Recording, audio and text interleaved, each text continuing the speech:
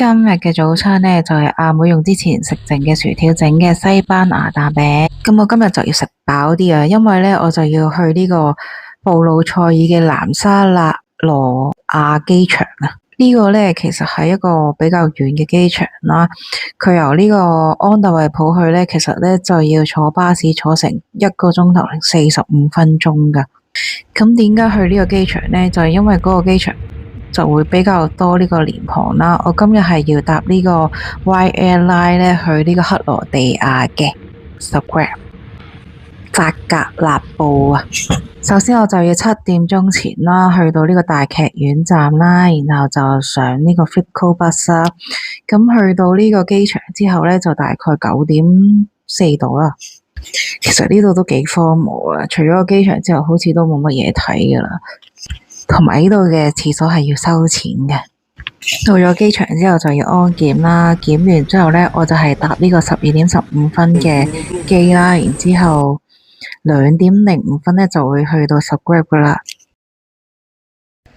到咗 Zagreb 之後呢，天氣勁好啊，個天都藍啲嘅，陽光普照啊。出咗機場之後呢，我就要去搵嗰個巴士站啦，因為直接搭呢個機場巴士出市區呢就貴好多嘅，所以呢，我就上網搵咗啦，就係搭呢個290巴士啦。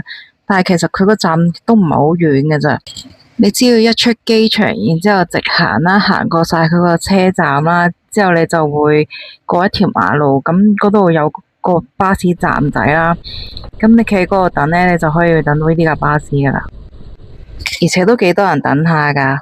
不過其實我都兜咗少少路先揾到嘅。咁搭呢架巴士呢，咁佢就冇得俾嗰啲卡啦，佢只可以用現金同個司機買飛嘅啫。咁其實呢架巴士呢都幾 full 下噶，咁好彩呢，我就見到韓國大媽附近呢就有一個位啦，咁我就問咗佢哋，然之後佢哋好熱情，咁就拉我坐低咗啦。本身我要去嗰個地方呢，其實就要坐巴士再轉電車，大概成個鐘到啦。不過我落咗巴士之後呢，就見到個天咁好，同埋行過去呢都係半個鐘到啫。咁中意四圍睇下望下嘅，我梗係揀行路行過去啦，可以周圍睇下，同埋睇下有咩食啊嘛。不過可能今日係星期日嘅關係啊，我行咗好耐好耐好耐，其實都冇乜邊間鋪頭係開嘅，甚至乎一間餐廳都揾唔到。而且我都行到去我 book 嗰間 hostel 啦。咁今次呢，就係我自己一個人第一次 book hostel 嚟住啦。其實都有少少緊張噶，同埋呢，我去到嘅時候呢，我完全揾唔到方法係入呢棟大廈噶。之後係咁啱睇到有啲住客入去呢，跟住我先至跟埋一齊入去啦。去到呢，其實我都見唔到個職員喎，都係有一個好心嘅住客幫我手揾個職員呢，最後我先至成功揾到個職員可以 check in 到咋。咁我今日 book 嘅呢，就係10人混合宿舍啊，咁間房呢，就喺一個地下室嗰度嘅，仲有個 pantry 仔添。不過佢啲床呢，就冇床簾嘅，但係佢個洗手間同埋廁所呢，就意外地乾淨企理噶，咁算係我喺克羅地亞嘅 hostel 裏面最乾淨嘅一個嚟嘅。不過其實都冇乜所謂嘅，因為我聽日呢，就要4點鐘起身出發嘅，所以就求其揀咗間平嘅就 OK 啦。不過佢真係真心唔差嘅。咁搞掂咗之後呢，我就要出去啦，正式開始我嘅克羅地亞之旅啊！第一站呢，就係克羅地亞國家劇院，佢係一在1895年啟用嘅新巴洛克建築風格嘅建築物啦。然之後佢係集合咗歌劇同埋芭蕾舞演出嘅地方嚟嘅。咁喺呢個5點零鐘嘅時候啦。咁即係啲陽光曬咗落去呢，其實都幾靚下噶，仲有好多唔知遊客定本地人啦喺度慢慢咁散步嘅，仲有放狗添。之後呢，我就去咗血街嗰邊行咗個圈啦，揀咗一間吧啦，然之後就坐低叫咗個克羅地亞燉牛肉，同埋點可以唔少得一杯啤酒呢？等咗一陣，啲嘢食終於嚟啦，真係餓死寶寶啊！杯啤酒呢，個味呢就唔係好濃嘅，好清爽，唔錯嘅。咁個燉牛肉呢，對我嚟講呢，就有啲淡啊，同埋都幾大碟下噶，所以呢，我就食咗一半到啦，然後呢，就自己加咗啲調味啊、醋啊、鹽啊 ，OK 咗個調味之後呢，我就打包拎咗返去啦。咁今餐呢，大概就用咗12至13歐到啦。然後我就繼續喺周圍慢慢行下啦。雖然個天開始黑啦，不過因為我喺 Zagreb 嘅時間呢比較短啊，所以我呢就要繼續行得幾多得幾多。不過過幾日之後，其實都有少少時間可以再兜一個圈嘅，因為呢度其實都唔係好大嘅啫。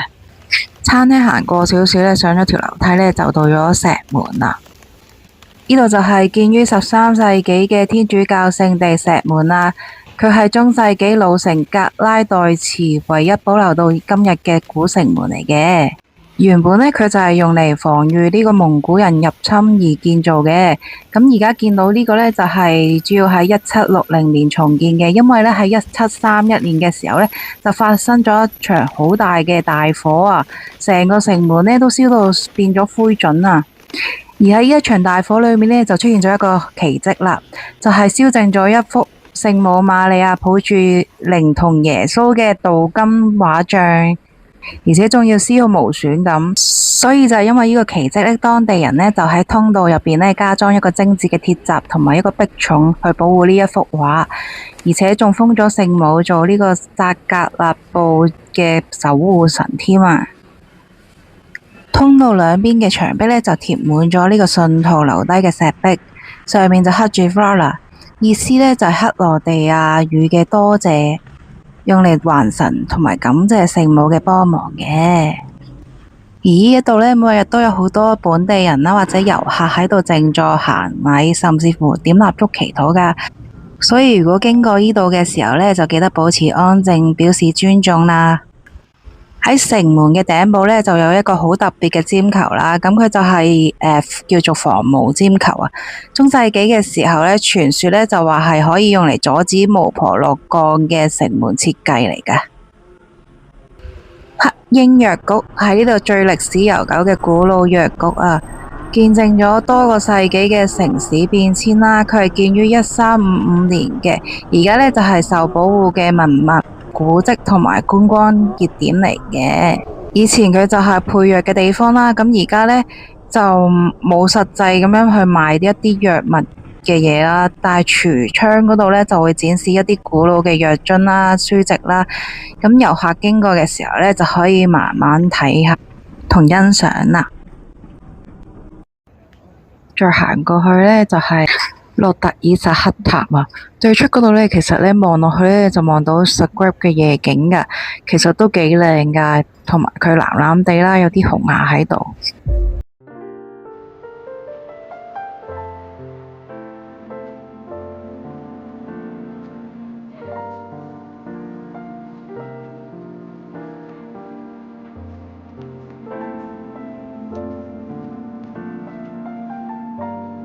然後就去咗聖馬克教堂出邊，不過佢維修緊，所以冇得入去。咁行出少少嗰度都有個觀景台咁嘅，咁就會望落去啦。嗰度就會望到呢個扎格勒布主教堂啊。扎格勒布主教堂呢，就係克羅地亞最高嘅地標嚟嘅，位於呢個卡普托爾區啦，擁有標誌性嘅雙哥德式尖塔，高達呢個108米嘅。咁喺佢內部呢，收藏咗呢個13世紀嘅濕壁畫同埋名列世界前10大嘅大型管風琴噶。可惜嘅係呢，佢喺2020年嘅大地震當中呢，亦都遭受呢個結構性嘅損壞啦。咁經歷咗長達6年嘅修復嘅時候呢，咁佢喺2026年呢4月呢，應該就重新開放咗噶啦。但係呢，因為我係2025年嚟嘅，所以呢，我就無緣參觀呢個主教堂啦。都見到啲油箱都幾特別，咁佢沿路都有唔少古舊嘅門啊或者建築物嘅。之後再經呢個耶拉奇恰廣場行返落去。耶拉奇恰廣場呢，就喺度正中心嘅大廣場嚟嘅，咁佢有呢個標誌性嘅總督騎馬雕像啦，同埋藍色嘅電車，同埋傳說中呢個城市名起源嘅噴泉。呢度連接住上下嘅城區啦，旁邊傳統嘅紅傘市集同埋購物街，咁係當地最熱鬧嘅地方嚟嘅。然後經過呢個 Zagreb 嘅火車站，本身我係想揾啲超市嘅，但係可能時間都夜夜地，可能都成9點幾啦嗰陣，所以呢啲超市都閂得就閂。跟住我揾到間超市，以為冇閂啦，點知我係揾極都揾唔到間超市，最後我就放棄咗，返咗 hostel 啦。同埋我第二朝要成3點鐘起身，4點鐘就出發，所以我都係早啲瞓好過啦。早唞啦，大家！今日行咗14,281步。想知我下次去邊行咗幾多步同發生咩事嘅話，記得留意啦。歡迎大家留言、讚好同埋分享啦。最好就撳埋個鐘仔啦。拜拜。